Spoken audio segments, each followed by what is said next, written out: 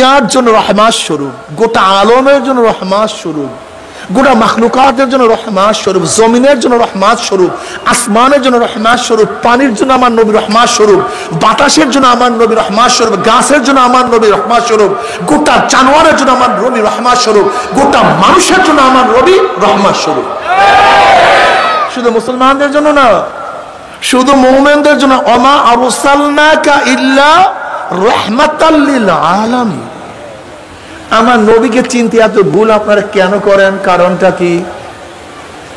ওলামায়ে কেরাম শ্রদ্ধা ভরে আপনাদের কাছে অনুরোধ করতেছি, আমার নবীকে চিনুন, চেনার চেষ্টা করুন। অনেকেই নবীকে আমরা চিনতে চাই না, চিনতে পারি না। কেউ আমরা মনে করছি নবী আসছে মাটির নিচের কথা বলার জন্য, মাটির নিচের কথা বলার জন্য, উপরের কথা বলার জন্য আমার নবী আসেই নাই। এর জন্য দেখবেন আমাদের বয়ানের মধ্যে শুধু মাটির নিচের বয়ান, কবরের, কিয়ামতের, মিজানের, পুলসিরাতের, হাসরের। লেকিন একজন বিধবা খাবে কি, চলবে কিভাবে? একজন এতিমের পাশে দাঁড়াবে কি? একজন মাজলুমের পক্ষে কি কথা বলবে? আজকে চোর গুন্ডাদের বিরুদ্ধে রুখবে কে? আজকে অসহায় মানুষদের পাশে দাঁড়াবে কে? বস্ত্রহীনকে কাপড়ের ব্যবস্থা করবে কে? ক্ষুধার্তর পেটের মধ্যে খানা ঢুকাবে কে? আজকে গৃহহীনদেরকে ঘরের ব্যবস্থা কে করবে? চিকিৎসা সারা মরতেছে, তাদের চিকিৎসার ব্যবস্থা কে করবে? আজকে এতিম বেদুমার কাছে কে দাঁড়াবে? আজকে জুলুম অত্যাচারে গোটা দুনিয়া ছয়ে গেছে, এর মোকাবেলায় কে করবে? আমি চিন্তা করছি আমি আলেম মানুষের আমার দায়িত্বই না। এটা কার দায়িত্ব? এটা সক্রেটিসের উম্মতের দায়িত্ব, প্লেটোর উম্মতের দায়িত্ব, এটা নাস্তিকদের উম্মতের দায়িত্ব। আমি নবী মুহাম্মদের উম্মত, কাজে এই দায়িত্ব তো আমার না। তুমি নবীকে চিনতে পারো নাই, তুমি আমার নবীকে চিনতে ভুল করছো, আমার নবীকে চেনার। দেখো অনেকেই আমার নবীকে বৌদ্ধ ধর্মের লিডারের মতো মনে করে। জোরে বলেন নাউযুবিল্লাহ। যেমন বৌদ্ধদেব, সে ধর্মের প্রধান ছিল কিন্তু রাষ্ট্রের প্রধান ছিল না। লক্ষ্মী কালী ধর্মের প্রধান, রাষ্ট্রের প্রধান না। গুরু নানক ধর্মের প্রধান, রাষ্ট্রের প্রধান না। আবার কেউ রাষ্ট্র নিয়ে চিন্তা করছে, ধর্ম নিয়ে চিন্তা করে নাই। যেমন কার্ল মার্কস, মাও সেতুং, আব্রাহাম লিঙ্কন, এই সমস্ত মানুষগুলি শুধু রাষ্ট্র নিয়ে চিন্তা করছে কিন্তু ধর্ম নিয়ে চিন্তা করে নাই। কেউ রাষ্ট্র ধরছে, ধর্ম ছাড়ছে, কেউ ধর্ম ধরছে, রাষ্ট্র ছাড়ছে। কিন্তু তোমার আমার নবীকে, সে কে? তার পরিচয়টা কি? আমার নবী ধর্মের প্রধান, রাষ্ট্রের প্রধান। আমার নবী ধর্ম নিয়েও চিন্তা করছে, রাষ্ট্র নিয়েও চিন্তা করছে। আমার নবীকে জনাবে মুহাম্মদ রাসূলুল্লাহ সাল্লাল্লাহু আলাইহি ওয়াসাল্লাম মসজিদের ইমাম ছিলেন। ইমাম মানে নেতা, আবার বদরের ময়দানের নেতা তিনিই ছিলেন।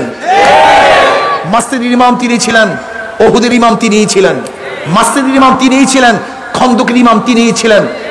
যেরকম আমার নবী চোখের থেকে পানি ঝরাইছেন, এইভাবে আমার নবী শরীরের থেকে রক্ত ঝরাইছেন। আমার নবীর পরিচয় সম্পর্কে তোমরা কি জানো? বয়ান করি, নরম হও ভাই, নরম হও, নরম হও ভাই, নরম হও। এটা ঈসাঈদের ধর্ম, এটা আমার নবী মুহাম্মদের ধর্ম না। ঈসাঈদের ধর্ম জানেন? ঈসাঈদের ধর্ম থাপ্পড় একটা দিছে, তুমি আর একটা গাল দিয়ে দাও যেন আরাম করতে পারে থাপ্পড় দিয়ে, কিছু বলিও না, নরম হও। ঈসাঈদের ধর্ম। কিন্তু নবী মুহাম্মদের ধর্মটা কি? আল্লাহ পাক নিজে বলেন, মুহাম্মাদুর রাসূলুল্লাহ ওয়াল্লাযীনা মাআহু আশিদ্দাউ আলাল কুফফারি রুহামাউ বাইনাহুম তারাহুম রুকআন সুজদান ইয়াবতাগুনা ফাদলাম মিনাল্লাহি ওয়া রিদওয়ানা। নবীকে মুহাম্মদ এবং তার সাথীগণ বেঈমান, মুশরিক এবং নাস্তিকদের প্রতি খুবই কঠিন, খুবই শক্ত, নিজেদের মধ্যে খুবই নরম, একেবারে কিচ্ছু না, একেবারে নরম। অথচ আমরা আমাদের অবস্থা কি? যে নরম হইছি সে গরম হই না, যে গরম হইছি সে নরম হই না। উভয়টাই ভুল। যে চোখের থেকে পানি ঝরায় সে শরীর থেকে রক্ত ঝরাই না, আর যে শরীরের থেকে রক্ত ঝরায় সে চোখের থেকে পানি ঝরাই না, উভয় ভুল। যারা নসিহাত করি তারা বক্তৃতা করি না, যারা বক্তৃতা করি তারা নসিহাত করি না। যারা রাষ্ট্র ধরছি তারা ধর্ম ছাড়ছি, যারা ধর্ম ধরছি তারা রাষ্ট্র ছাড়ছি। আওয়ামী লীগ, বিএনপি, জাতীয় পার্টির বাচ্চাগুলি কি আমাদের মুসলমান না? কথা বলেন না কেন? ওদের সারাদিন চিন্তা কি? জোরে বলেন, রাষ্ট্র রাষ্ট্র রাষ্ট্র রাষ্ট্র রাষ্ট্র। কিন্তু তোর মৌয়াতির ইমান কি? মৌয়াতের অবস্থা কি? ইমানের সাথে হবে না বেঈমানের সাথে হবে? তোমার কবরের চিন্তা একদিনে করছো, কিয়ামতের চিন্তা করছো একদিনও, মিজানের চিন্তা করছো, পুসরাতের চিন্তা করছো, শুধু রাষ্ট্র রাষ্ট্র রাষ্ট্র। যারা রাষ্ট্র ধরছে ধর্ম ছাড়ছে, যারা ধর্ম ধরছে তারা রাষ্ট্র ছাড়ছে। মুসলমান, জানি না আমি তুমি কোন পার্টি করে, আমার দেখার বিষয় না। আমি আগেই বলছি বুঝাতে পারবো না, শোনাতে পারবো। তুমি মুসলমান, তুমি কি বিশ্বাস করো? এই জিন্দিগি আমার শেষ না, আর এক জিন্দিগি আছে যা শুরু আছে, আর এই দুনিয়ার জিন্দিগি শুরু আছে কিন্তু আর এক জিন্দিগি আর কোনোদিন শেষ নাই। যেই দল, যেই নেতা, যে আদর্শ, যেই নীতি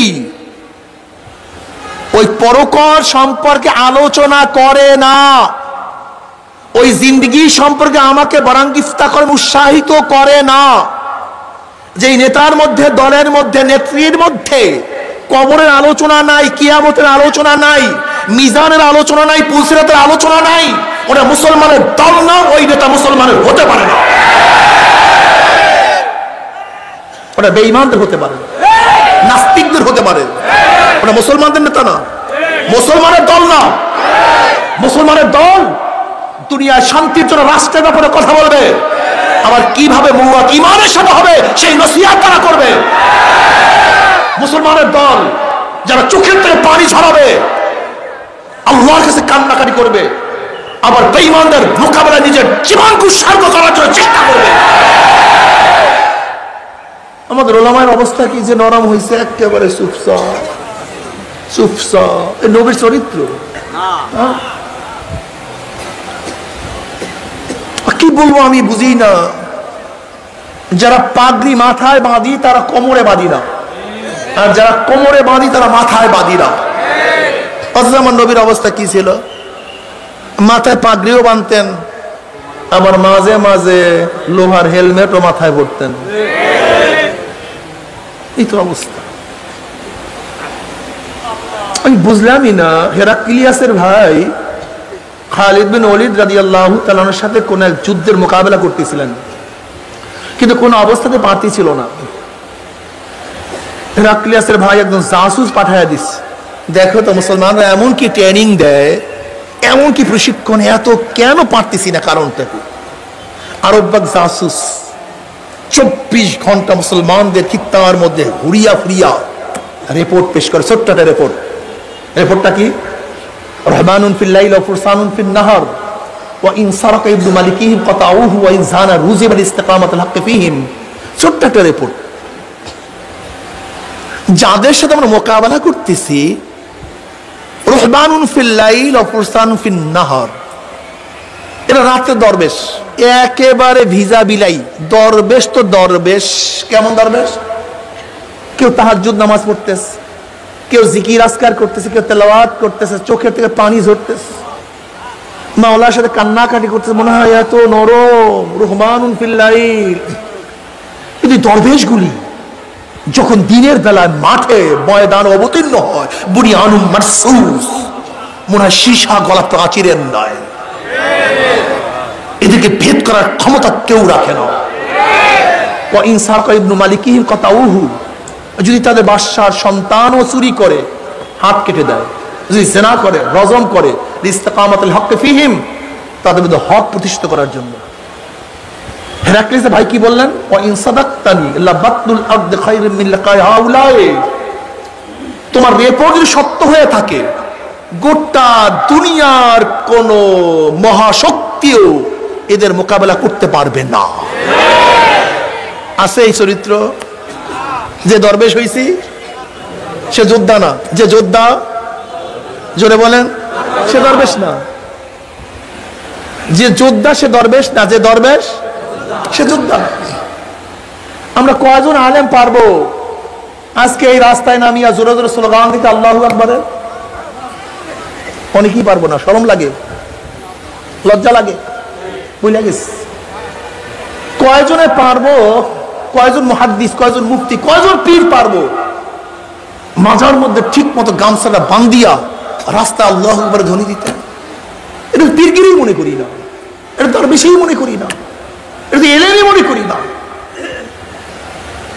আমি বুঝি না কিছু। বদরের ময়দানে জনাব মুহাম্মদ রাসূলুল্লাহ সাল্লাল্লাহু আলাইহি ওয়াসাল্লাম এক কিনারা গিয়ে বলছে আল্লাহুম্মা আনশিদুকা আহদাকা ওয়া আদাকা। নবী আলাইহিস সালাতু ওয়াস সালাম সিজদায় পড়িয়া বলছে আল্লাহুম্মা আনশিদুকা আহদাকা ওয়া আদাকা আল্লাহুম্মা ইন শি'তা লাম তু'বাদ। মাওলা হে, আজকে যদি এই সামান্য কাফেলা ধ্বংস করে দাও, দুনিয়াতে তোমাকে আল্লাহ বলার কেউ থাকবে না, সিজদা দেওয়ার কিছু থাকবে না, ইচ্ছা করে করো। ফাখাযা আবু বকর সিদ্দিক রাদিয়াল্লাহু বিয়াদি হাসবুকা ইয়া রাসূলুল্লাহ। হযরত আবু বকর সিদ্দিক রাদিয়াল্লাহু তাআলা তার হাত ধরে বসতেন, বললেন ইয়া নবী আল্লাহ, যথেষ্ট হয়ে গেছে, আল্লাহ আপনার দোয়া কবুল করবেন। কই সেই অবস্থা? দিলের মধ্যে মরা কেন?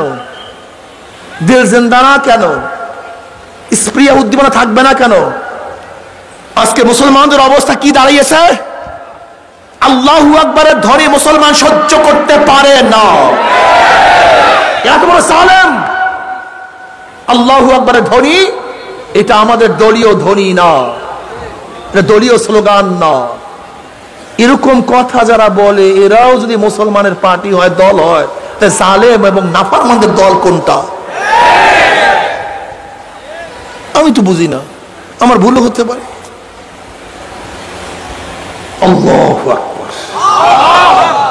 রব্বাকা ফাকাব্বির, তোমার রবের বরত্ব বয়ান করে। এখান থেকে প্রত্যেক নামাজের আগে আল্লাহু আকবার ধ্বনি আসছে। নামাজের প্রথমেই কি? রুকুতে যাওয়ার সময়, সিজদা যাওয়ার সময়, সিজদা থেকে ওঠার সময়, আবারও সিজদা যাওয়ার সময়, আযানের শুরু, আবারও আবারও আবারও চারবার আল্লাহু আকবার, আল্লাহু আকবার, আল্লাহু আকবার, আল্লাহু আকবার। কি শিক্ষা দেয়? শিক্ষা দেয় কি? একদিন চিন্তা করছেন এতবার আল্লাহু আকবার বলবো কেন? আল্লাহ জানেন, আল্লাহ নবী জানেন একদল জালেম আছে, এই আল্লাহু আকবারের ধ্বনি তারা সহ্য করতে পারবে না। শয়তান আল্লাহু আকবারের ধ্বনি সহ্য করতে পারে না, বিশ্বাস হয় না। যখন আজান শুরু করেন ওলামায়ে কেরাম কি বলেন? শয়তান থাকে না, ভাগে। আল্লাহু আকবারের ধ্বনি শয়তান সহ্য করতে পারে না। আর শয়তান কয় প্রকার? দুই প্রকার, মিনাল জিন্নাতি ওয়ান নাস।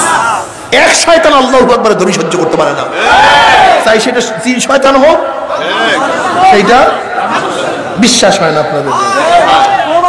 যখন ইরাক আর আমেরিকার যুদ্ধ চলতেছিল, আমেরিকার সৈন্যরা বলতো বারবার, ওই ইরাকের সৈন্যরা বারবার একটা ধ্বনি দেয় যে নাকি ওইটা শুনলেই কলিজার মধ্যে কম্পন সৃষ্টি হয়। সেই ধ্বনিটা কি ছিল?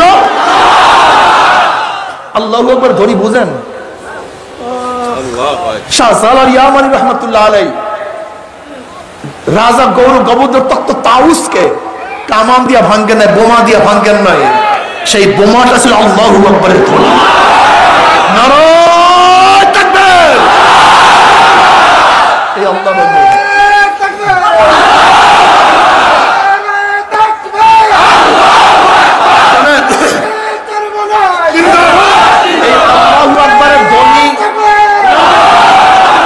আমি আল্লাহর কসম করে বলতে পারি, এই আল্লাহু আকবারের ধ্বনি যত বেশি দিবেন, জিন শয়তান মানুষ শয়তান তত ভাগবে। জিন শয়তানও ভাগবে, মানুষ শয়তানও ভাগবে। বিশ্বাস হয় না? ইযা যাকারাল্লাহ খানাসা ওয়া ইযা গাফালা ওয়াসওয়াসা। আল্লাহু আকবারের ধ্বনি দেখেন না, এই যে ভারতের মধ্যে বারবার প্রশ্ন আসছে, এই যে আজানের শব্দ সইতে পারি না, অমুক পাই। আজানের শব্দ আপনার কাছে আমার কাছে কেমন লাগে, কিন্তু শয়তানের কাছে দেখেন আপনি যত শয়তান আছে আপনার এলাকায়, আল্লাহু আকবার ধরে শয়তান সহ্য করতে পারে না। কি রাজি আছেন না আল্লাহু আকবার ধরে দিতে? দুই হাত তুলিয়া জোরে জোরে আল্লাহু আকবার ধরে নেবেন, দুই হাত তুলিয়া।